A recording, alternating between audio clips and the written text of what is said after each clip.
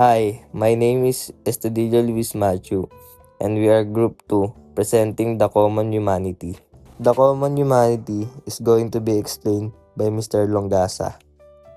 Common humanity means understanding that everyone makes mistakes, feels pain, and faces problems just like you.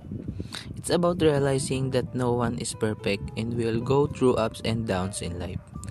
Instead of judging others or yourself too harshly, you remember that we are all human, learning and trying our best. It helps you kinder and more understanding because you know you're not alone in your struggles. Everyone feels the same thing sometimes. Moving on, the get it wrong sometimes is going to be explained by Mr. Gaa.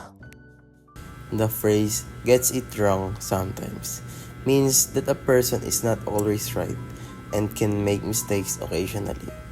It reminds us that no one is perfect and everyone can be wrong at times.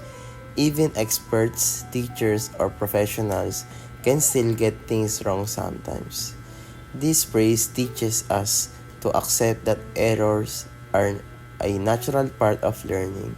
It also encourages patience and understandings towards others when they make mistakes. By recognizing that everyone gets it wrong sometimes, we become more forgiving and humble. It helps us see mistakes as opportunities to improve ourselves. In simple words, the phrase means that making mistakes is normal and human. Furthermore, Mr. Lumasag is going to explain the central to self-compassion. Central to self compassion means it is the core foundation of being kind to ourselves.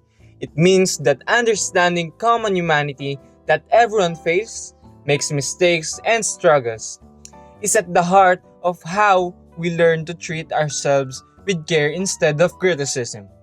Being self compassionate isn't about ignoring our flaws, it's about recognizing that imperfection is part of being human. When we realize we're not alone in our struggles, we stop judging ourselves harshly or condemning ourselves and start growing with kindness and understanding. Moving on, Mr. Etkuban is now going to explain the statement of everyone fails. This statement, everyone fails, highlights the universal nature of failure, suggesting it's an unavoidable part of life. This idea can stem from impossibly high standards, flawed systems, or shared struggles. While seemingly negative, it can also motivate perseverance and normalize setbacks. The tone varies from pessimistic to encouraging, depending on the context. K-related concepts includes resilience, growth mindset, imposter syndrome, and perfectionism.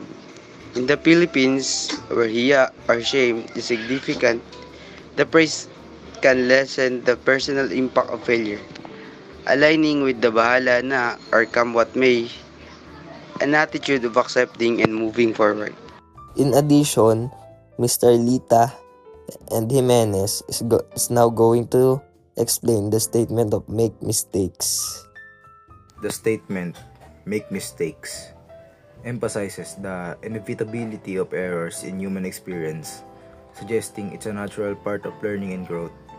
This idea acknowledges that imperfections are universal and mistakes are opportunities for improvement rather than reflections of probability. While it can initially evoke feelings of anxiety or self-doubt, it can also encourage a growth mindset, resilience, and self-compassion. The tone can range from cautionary to empowering depending on the context. Makes mistake means doing something wrong or not perfectly. Everyone makes mistake because no one is perfect. It's a normal part of learning and growing.